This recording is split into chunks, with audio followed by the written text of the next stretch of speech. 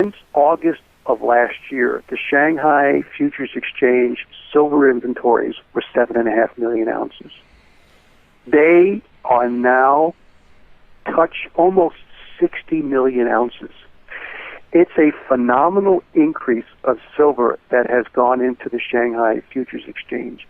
On November 11th, they have now allowed that the Chinese can import silver concentrate. We started seeing a lot more silver going into China. 70% of all gold production in the U.S. comes from a single state, Nevada. Conventional wisdom says that all the good deposits have been found. But one geologist who's discovered more than 30 million ounces of gold says he knows where to find Nevada's missing gold. And right now, he may be on the verge of being proven right. Investors and speculators can learn more at crushthestreet.com/gold. Hello, everyone. I am Kenneth Amaduri, and I'm joined today with Steve St Angelo of the SRSRocco report.com. Steve is the man to talk to when it comes to precious metals, oil, macroeconomics. He just does the research across the board. Some new information, actually. He's now affiliated with a precious metals dealer expert, Tom Cloud. And I haven't talked to Steve since silver has climbed over $17 an ounce here. So this, no doubt, will be the man to talk to who really digs in behind the scenes and really brings to the surface what is going on in these markets. Steve, thank you so much for coming on the show with me today. Yeah, Kenneth, it's a pleasure to catch up.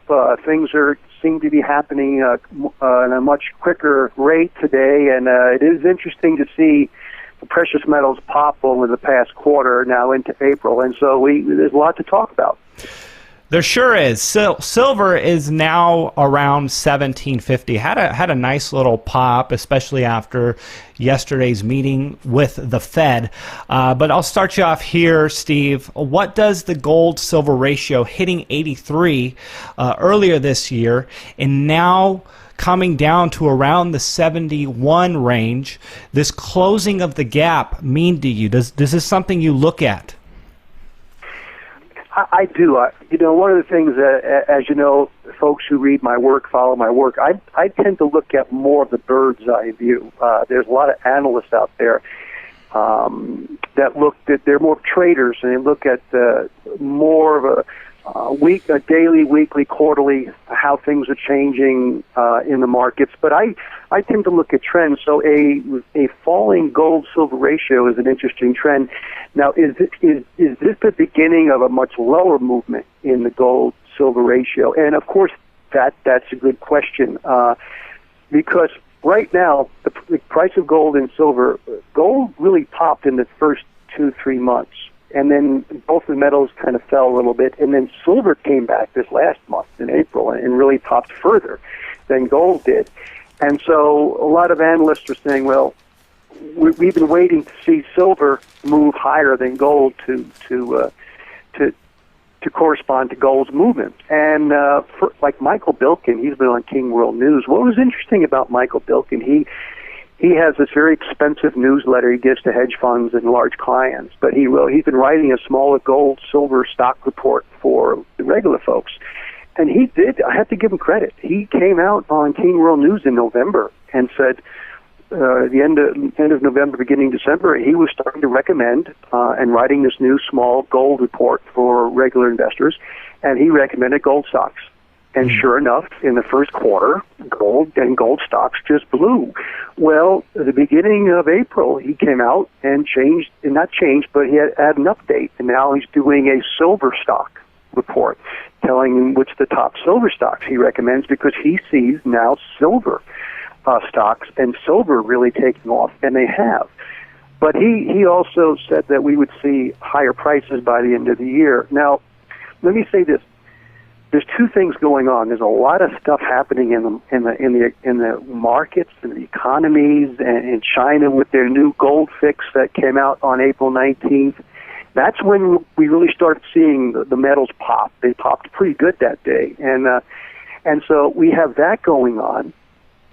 But then we also have the commercials, which are now at year record highs. I think the commercials are short over 240,000 gold contracts, and they're short 80,000 silver. So there's speculation now by many in the industry that because of this extreme high gold and silver short leverage with the commercial banks, that we're going to see another flush.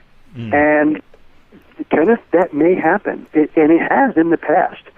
But when you look at all the events that are happening, the secret Fed meetings last week after this new Chinese gold fix, and I've heard that the meetings have continued throughout the week, something seems to be different. So could this be the short covering rally like we had in oil in the beginning of the year? But the specs were very short. This time the commercials are short, and they've never gotten blown out of their position. So we don't know. We do know at some point in time the commercials will have to be dealt with a short covering rally. I don't know if this is the one, but we can talk about the mid to longer term movement, and that's where I'm more concerned. I find it interesting to see what happens on a short term basis, but I'm more concerned with Americans and investors on the medium to long term basis. Well, let's talk about silver, and physical silver bar and coin demand is at near records, as you've put it. And I want to ask you, in regards to where you think it's going here, are we seeing record amounts of dollar volume entering the silver market at the moment, or is it just record amount of ounces? But and just your thoughts on it, your analysis regarding the money flow, because we got a lot of manipulation, but I want to know where the money flow is in regards to the physical. Yeah, of course in 2011 we had, I don't have the figure on the top of my head, but I believe it was over 200 million ounces of physical silver bar and coin demand. That was according to the World Silver Survey. And that's when silver was averaged $35 an ounce. Well, I think this year they're estimating it's going to be 200 million ounces as well. But the price is half, or it was $15 to $16 in 2015. So on a dollar amount, no, we're not seeing the same kind of volume as we did in 2011. But in my recent article, which I wrote this week, I called it the reason to invest in silver is the fundamentals. Again, I like to look at the bird's eye view. Before we had the collapse of the U.S. housing and banking market system in 2007, from 2000 to 2007, 8 years, total physical silver bar and coin demand was about, let's say, about 375 million ounces, estimated about that much. Well, from 2008 to 2015, it's quadrupled. It's now 1.4 billion ounces. And even though some years it's fallen a little bit, it continues to be elevated. And I think the reason why it continues to be elevated is because we haven't changed anything. All we have done, the Fed central banks have done, have postponed the inevitable, which makes it worse. And I don't know if you saw this article by Zero Hedge, but Japan, from what the statistics show, that the Japanese government is one of the top 10 holders in 90% of the stocks on the Nikkei. Wow. So, and then people say, well, that's Japan and maybe China, but that's not the United States. Well, I don't see how it's not the United States. If they're propping up their markets, we have to be propping up our markets. Just like in the mortgage crisis, I saw a documentary, one of the guys who were interviewed, he was one of the more sound mortgage lenders. He had a big company in California, and he said, I had to finally start selling, doing these garbage loans, these junk loans, because if I didn't do that, I couldn't compete in the market. I went out of business. So I don't see how the United States, the federal government, or the plunge protection team are not in the markets as well. And so is that what you're saying? Essentially, the rest of the world is in the markets, and the only way to compete is for the U.S. to be in the markets as well, and there really is no other option other than to do what everyone else is doing? That makes sense to me, because I don't see... We know the plunge protection team has that ability to do that. They just haven't made it public. Japan has, and China has. So we don't know what other countries are doing it, but it just makes sense to me that I don't see how the United States isn't doing it. And so when you have the government propping up not only the stock market to a degree, we don't know how much, but the bond market as well. And so the precious metals have not been propped up because it's not in the best interest to prop up the metals, because they are a barometer against the fiat monetary system and this highly over-leveraged system. So how much longer can they continue to do that? Well, look at yesterday. I think the Nikkei was up trading last night. It was up 100 and something points. Well, I guess the government came out and said, we're not going to continue with this QE, and the market I saw was down 550 points. And then it was interesting, gold and silver were actually down a little bit last night in Asian trading, and as soon as that came out, they were up. And now today, gold is up $20, silver is up 35 cents. So these aren't rational markets. They're so irrational, and so to me, the best place to be is in safety, and safety is not stocks, bonds, or even real estate. To me, safety is physical precious metals, Ken. Yeah, I got to agree. And, what you just described there, it does sound like the precious metals are starting to act rationally as opposed to the way they did, over the last few years. I mean, it seemed like any type of bad news brought the metals down time and time again, but this time the bad news actually had a good response from precious metals. So do you think this is going to continue in the bullish direction, or is the conventional wisdom of precious metals changing here? Or is it simply the cartel is being broken? The manipulation is not working the way it did during the severe bear market that we had endured over the last 4 or 5 years? Well, my best answer is I don't know, but let me qualify that with some different items I've seen. What is interesting? Since August of last year, the Shanghai Futures Exchange silver inventories were 7.5 million ounces. They are now touch almost 60 million ounces. It's a phenomenal increase of silver that has gone into the Shanghai Futures Exchange. I think part of it is slower economic activity in China. Another part is the Chinese government has now allowed, as of November 11th, they have now allowed that the Chinese can import silver concentrate. Before they could not do that. But they, as of November 11th, and so then we started seeing a lot more silver being that going into China, especially into the Shanghai Futures Exchange. Now, what's interesting, J.P. Morgan is the big deal out there. I wrote an article showing the difference between the two, and I said, why are the Chinese stockpiling silver? Is a big price move coming? Well, if we look at the two largest exchanges now with a lot of silver, it's J.P. Morgan. They had 4 million ounces April 2012. It grew to 69 million ounces in April 2016, 4 years. Well, the Shanghai went from 7.5 now to 59, almost 60 in about 8 months. Wow. So what we're seeing is not only is China still buying a lot of gold, accumulating a lot of gold, so is Russia and India, and now China is accumulating a lot of silver. Right at the time they have announced the new gold fix. And then we had all these crazy Fed meetings, secret meetings last week, as well as central banks from different parts of the world came over. And I even heard on Tuesday of the 19th that there were Congress and the Senate were doing these, working all night. And so something does seem to have changed. Whether this is the one that the comics, let's say the commercials, are overrun, could be, but I can't give that answer. But I still say, as time goes on, another 6 months, another year, another 2 years, it's just more favorable for owning physical gold and silver. Yeah, I couldn't agree with you more there, Steve. Steve, you know what? I kind of envy the new investor to precious metals, only because the last few years have been pretty devastating. I mean, most people who've been buying over the last few years have accumulated a lot of their metal at 30, 35, maybe in the 20s.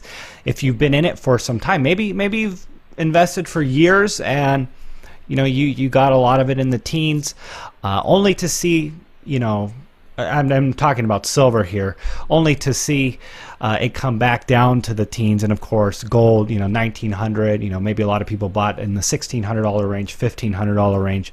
But my question is this: for the uneducated precious metals investor, maybe a new person on the block, do you have any suggestions for pitfalls for people looking to purchase physical precious metals and what to avoid? Okay, that's a good question, and we spoke about that before the interview. And I think I have been looking at the precious metals, the mining industry, and the energy industry for the last decade. I've been writing articles about it, and then started a blog in 2013. And I've been focusing on those aspects. Even though I've been purchasing metals, I never really paid much attention to the retail market, the retail wholesale market, the differences of why you purchase from this dealer or that dealer, why you purchase certain aspects of gold or silver, and what products are better to buy. And then I've now finally teamed up with, have a affiliation with Tom Cloud. He's a precious metal expert, and he has been doing this since 1977. And I find him to be one of the most honest, trustworthy, and upfront dealers you'll ever come across. And the reason I say that is I wrote this, and if you go to my site, there's a new tab at the top. It's called Precious Metal Investing. The SRSRocco report doesn't sell any metals. We'll never sell metals.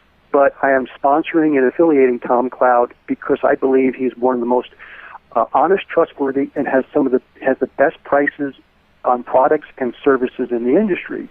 I wrote this story that if you go to my precious metal investing page, you'll see Tom Cloud. I put updates. He actually does YouTube updates. And underneath it, I say why and describe why I've decided to be affiliated with him. And I've been offered other arrangements before, but have declined. One of my neighbors, I was speaking to him about precious metals, and over the months, let's say year, he became very interested. And I didn't know he purchased gold or silver. And then one day he told me he did, and I was excited for him. But about 2-3 months later, I found out, he said, wow, the metal prices moved up a lot from where I purchased it, but I'm way under. My value of what I own is way under the market value. And I began to realize that he had purchased this metal from one of the large dealers you might see on TV, where they charge these large premiums, high premiums for, let's say, rare coins. Well, Tom Cloud is a numismatic specialist. However, he can grade numismatic coins. Been doing it. He's a part of two boards of numismatic coins, rare coins, but he believes investors should own the bullion coins. So this is the reason why I'm trying to get investors, new and even experienced investors, to understand what Tom Cloud offers. Because not only does he can help educate, and no one has to buy metals from him.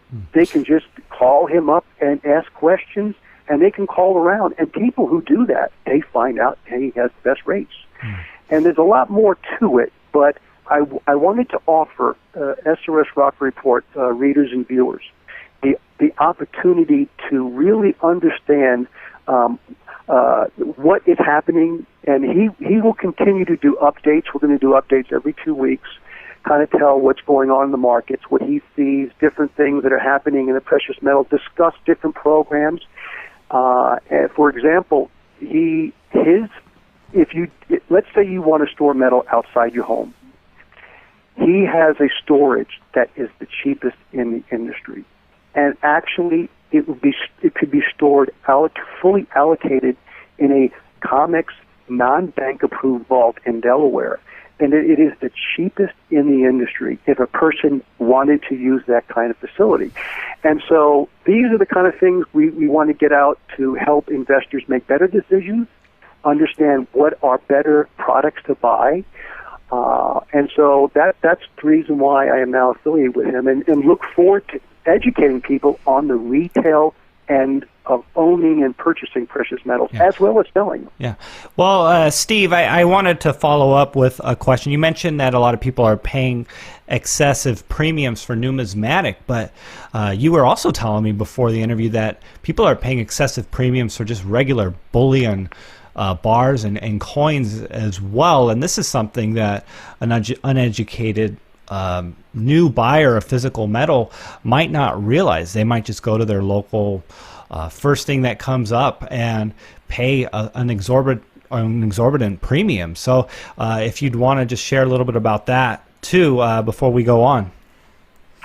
Okay, and this is something more to call up. And if you do go to the website, as I said, I am affiliated with Tom Cloud. He's got a gentleman named Dan and Kathleen work with him. There's a very small office, but he's been in business since 1977, knows most of the people in the precious metal wholesale market. I mean, every time I talk to him, Kenneth, the information that I get is unbelievable. But the thing is, he says outright he charges 2.5% commission for gold and 3% commission for silver, and this is above the premium. And the thing is, sometimes if people call up their dealer and they ask, okay, what is your commission? They may give you the premium, but not the commission. See, the premium is what the wholesaler charges for the dealer to buy, and then it's their commission. And a lot of times, they don't want the precious metal investor, purchaser, to know that information.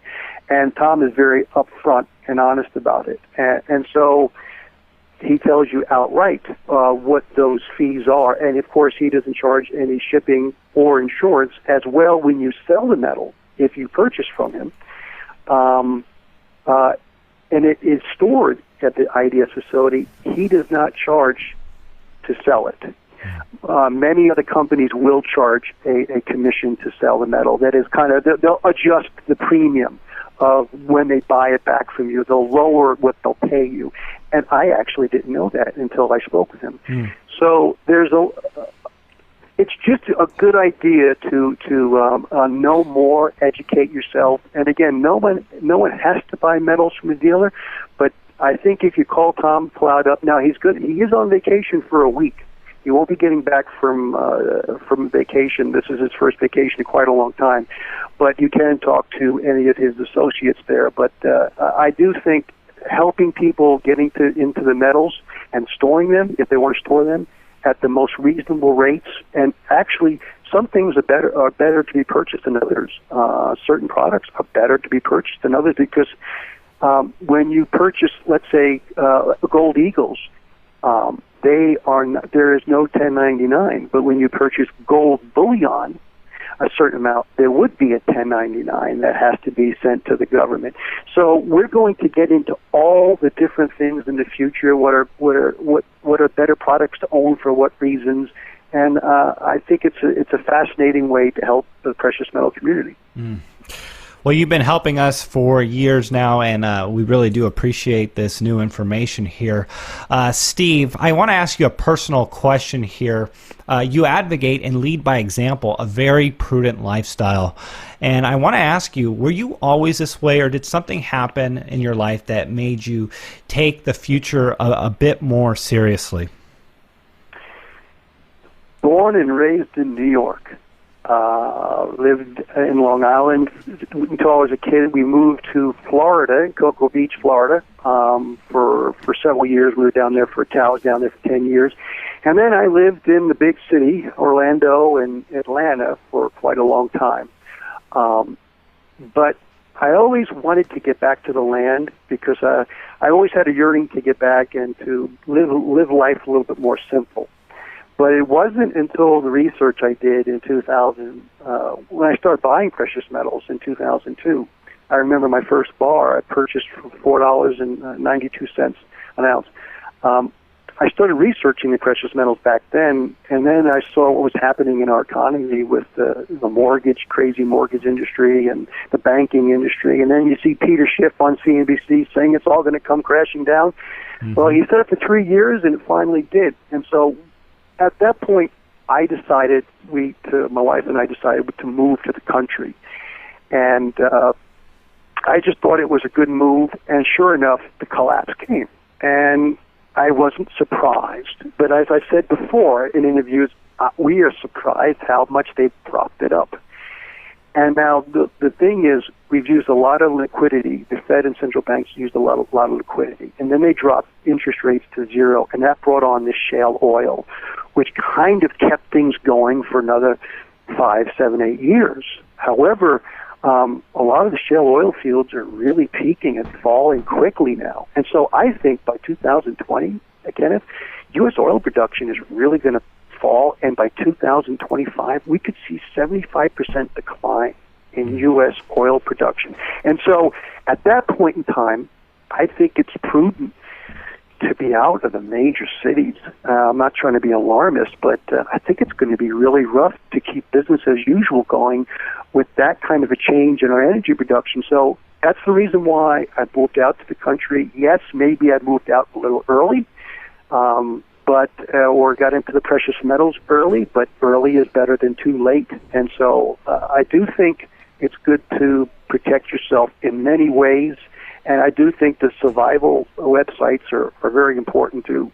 There's a lot of different benefits, so let's say skills to have besides financial protecting and precious metals. There's a lot of skills we could acquire that don't take a lot of time. It just take effort to do some of these things. So I do believe in living a little more simple, away from the big cities, if possible. Steve, those were some great closing thoughts, and again, always some really good insight regarding the macroeconomics, what's going on here in the U.S., what's going on with precious metals, and really what to do with our investments. So if people wanted to reach out to you and learn more about what you are doing and what you're currently doing, I know you talked about it a little bit, where would they go and what would they find? Okay, you can go to the SRSRocco report, and I just put out a new article yesterday called Precious Metal Investor Must See Important Charts and Data. And this is something that came to me due to, I've been wanting to write about this, but it's also in rebuttal to Keith Weiner, who writes about the gold-silver basis. He's more of a short-term, let's say a short-term analyst trader. And there's nothing wrong with that, but it's different than a medium to long-term view. And so I try to show people the important thing to look at, the medium and long-term view of the market. And I also recently put out a new gold report. You could check that out. It's about the huge change of investment flows in the first quarter. And lastly, as I did mention, we mentioned that I am now affiliated with Tom Cloud. And anytime someone calls Tom up or his associates, they always ask, well, where did you hear us? Where did you hear about us?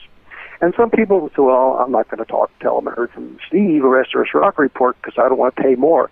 Well, we had worked out arrangement that anybody who calls and talks to Tom doesn't pay any more than if you didn't mention where you heard from us.